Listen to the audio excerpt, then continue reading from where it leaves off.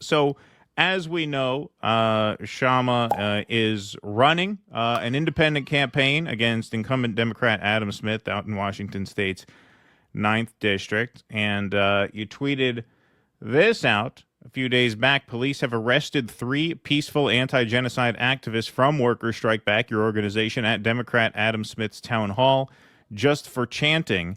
Cops are protecting the actual criminal Adam Smith, who has been funding the genocide and who needs to be on trial for war crimes. You had a press conference later that evening. Here is footage. I believe this is your husband, Calvin, being arrested. It's a little far away, but I think that's him. Public community college. You cannot arrest me for being on a public community college. You're down there, right? Head out right now. I'm gonna walk.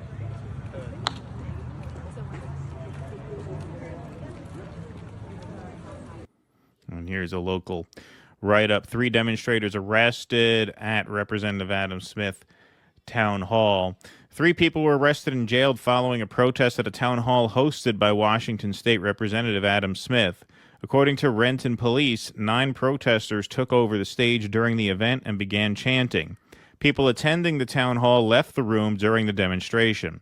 Police say officers initially got the protesters to disperse, but 3 demonstrators came back and refused to leave. After being warned, officers arrested the 3 protesters for trespassing and booked them into the South Correctional Entity jail, according to Renton Police. Adam Smith has since responded to the incident, claiming one of his staff members was assaulted. So here's his tweet. Today's town hall was intentionally disrupted to attempt to silence a democratic conversation between a representative and his constituents. This behavior is unacceptable. One of my staff members was physically assaulted during the chaos, an act that crosses every line of civil discourse. Peaceful protest is protected in our democracy. Violence and coordinated efforts to shut down public dialogue are not. My team and I remain committed to open, respectful engagement with the people of the 9th District. Now, we should mention CNN covered this event, in which they note that a Renton Police Department spokesperson said 3 protesters were arrested and charged with trespassing on the Renton Technical College in Renton, Washington, where the meeting was being held. The police spokesperson, Megan Black, said she was not aware of any assault on a member of the congressman's staff, and no one was charged with assault. So that was the write-up and the response to that action. So, Kshama, understanding you may not be able to get into everything in as great a detail as you might like if there is pending litigation happening. You mentioned, obviously, that this is a crackdown on anti-war protesters. Your organization has a couple of rallies coming up, or meetings. Federal Way community meeting tomorrow, Monday, August 11th, 6 p.m. West Coast time, obviously, at the community center with the address there. I'll put that back up on the screen shortly so people can see. But then also, you have another event coming up. Don't let Adam Smith whitewash his war crimes, Tuesday, August 12th at 5 p.m. local time. And I just blew up that text there, so I'll read it here. Democrat Adam Smith has voted repeatedly to fund the genocide in Gaza and to ban funds from the United Nations food distribution in Gaza, directly contributing to the mass starvation. As Palestinians die and Gaza starves thanks to his actions, Smith is hosting a Taste of the Ninth fundraiser, where Smith advises his invitees, to, quote, come hungry. Yeah, that's good form. We will speak out peacefully and forcefully outside Smith's event, which should really be called Taste for Genocide. Join us in demanding an immediate end to all military aid to Israel and to the brutal occupation. So, Kshama, I'll give you the floor to explain in whatever detail you can and wish to the events leading up to the arrest of your husband and 2 other activists there, and the imperative of keeping the pressure on and continue to protest at events like this. Yeah, I mean, we're going to be seeing more and more this type of retaliation and repression against the anti-war movement. We're already seeing some of it. I mentioned the Columbia University, which is one of the most egregious examples against anti-war protesters, and really they are anti-genocide protesters. And so the only way for us to overcome this repression, not to mention actually end the genocide and even beyond that end the occupation, is for us to not step back. If we step back in fear, then they win not only the battle against the protest movement, they also win the battle in on the question of the genocide. So for us, it should be this type of repression, this type of crackdown should really be a call to action. That is why we're urging everyone who's watching this, everyone who knows about what's happened, to continue to fight alongside us. But concretely, what does that mean? So if you're in the Seattle area, then I really urge you to come to this Pots and Pans protest for Gaza on Tuesday at 5 p.m. Pacific time. It'll also be live streamed. So if you're not in the Seattle area, then please join us live over live stream. But if you're in the Seattle area, you should join us in person, because we absolutely, I mean, part of our duty against the genocide is to not allow any of these genocidal Congress members to have a meeting without us there to disrupt it. This peacefully disrupting these meetings is our moral and political duty. There is nothing bad about it. In fact, what is bad is if we don't take on this task with the kind of seriousness it needs. In fact, we saw how, and I'm sure many of you viewers saw, I'm sure you guys saw, Russell and Keaton, Brian Friel, this Republican in Wisconsin, Congress member in Wisconsin, his town hall, I think it just happened a couple of days ago, they had to shut it down because his constituents, who presumably are Republican voters, they would not allow him to do, business as usual, like sort of glad handing, sweet talking about nothing at all. While not only have they continued the genocide, they've also just passed that so-called big beautiful bill and cut $1 trillion from Medicare, Medicaid, and food assistance. So it was actually, I mean, you're talking about me being an optimist, Keaton. This, if you watch this town hall, it really reaffirms your faith in the working class, in the sense that these are supposedly Republican voters. They're probably not going to agree with the revolutionary socialists on many things, but these are the people who are shouting down at this town hall saying, like what there's one guy saying, don't you have a heart?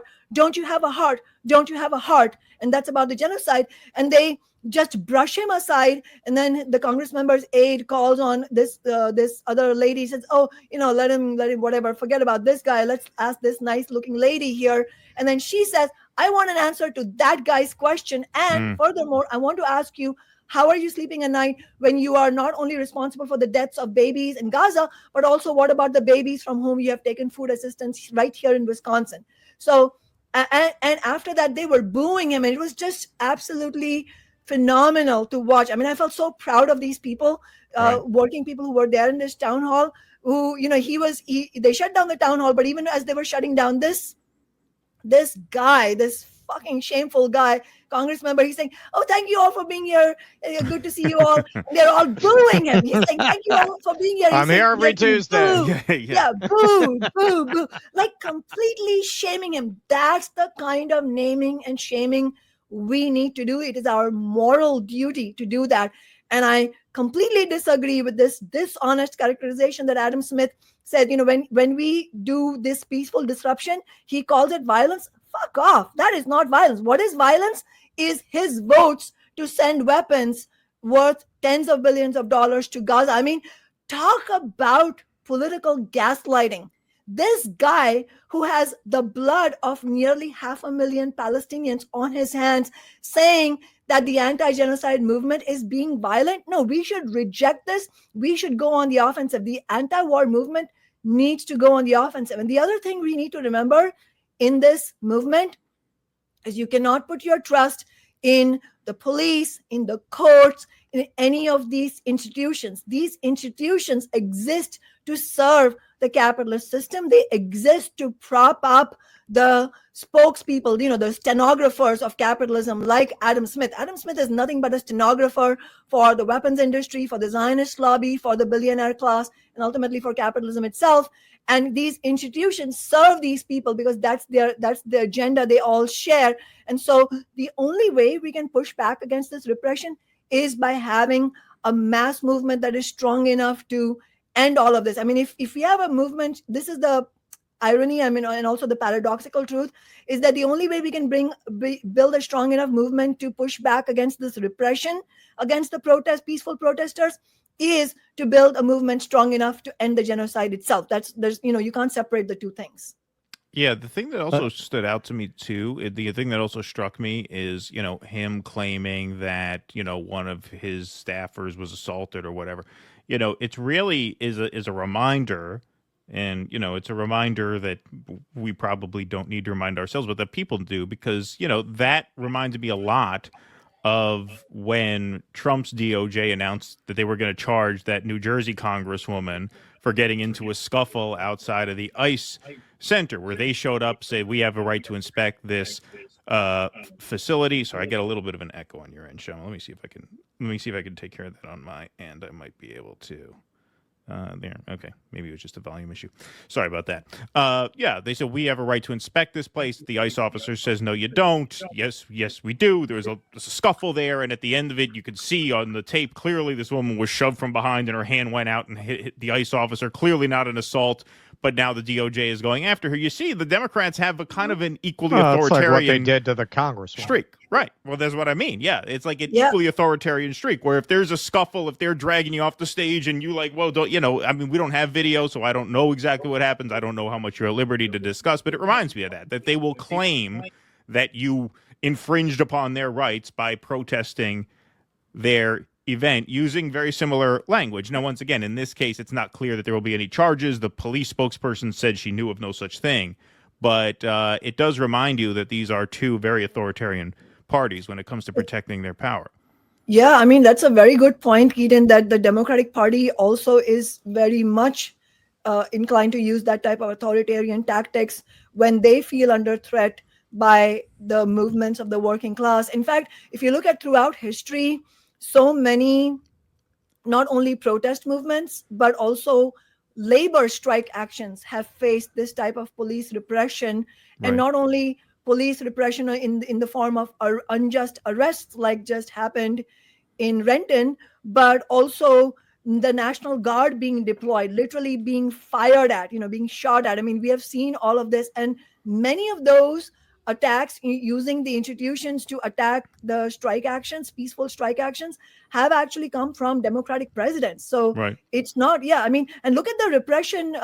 Let's not end the subject also without mentioning this.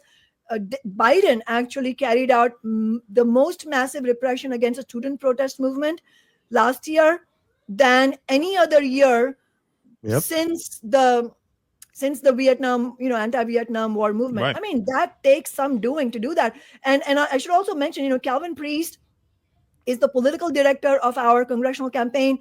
One of the other three who was arrested was M. Smith, who's the campaign manager of our campaign. So these are the kind of tactics they will use to try and cut off the head of the movement. And so the only option we have is to fight back and not to stay quiet. And that is part of why we are continuing the protest. We also held, I should have mentioned, an emergency rally on, the arrest happened Wednesday.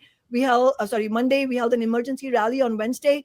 It is incredible how much support we're getting from ordinary people, working people who are saying, this is absolutely unjust. I'm horrified that peaceful protesters would be arrested. And as you can see from the video, they're being arrested on the campus. This is public campus at Renton Technical College, and they're handing out leaflets. And we cannot accept their definition, their completely dishonest definition, that somehow this is infringing on their right. The right to do what? Carry out the genocide? Absolutely not.